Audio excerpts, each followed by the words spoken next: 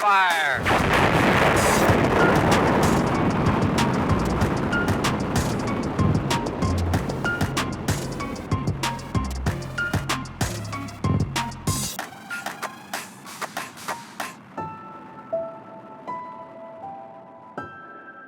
Sont des objets célestes qui ont marqué l'histoire de l'astronomie, mais aussi l'histoire des hommes.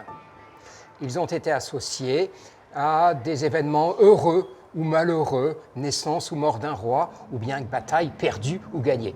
Alors ces comètes ont aussi marqué l'histoire de l'astronomie et des sciences. Elles ont permis de vérifier la loi de la gravitation de Newton, les lois du mouvement de Kepler. Elles sont sur des orbites d'ailleurs elliptiques, plus souvent hyperboliques. Quand on regarde précisément ces orbites, on se rend compte que les comètes viennent souvent d'un réservoir très grand qui s'appelle le nuage de Oort, à 10 000 unités astronomiques, 10 000 fois la distance entre la Terre et le Soleil.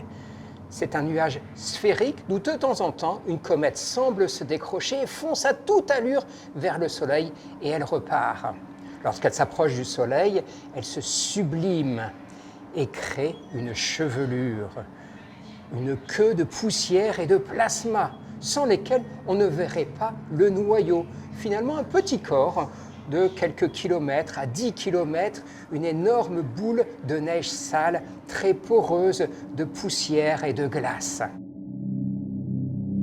Alors, ces comètes traversent à toute allure le système solaire et bien sûr peuvent percuter les planètes. C'est arrivé maintes fois. C'est arrivé sur Terre, bien sûr. Et d'ailleurs, on explique que peut-être 20% de l'eau que nous avons sur Terre viendrait des comètes. Alors, il y a des rencontres un peu plus anodines. Lorsque la Terre croise la queue d'une comète, alors cela se traduit par des pluies d'étoiles filantes, qu'on appelle les perséides, ces pluies d'étoiles filantes que l'on a au mois d'août.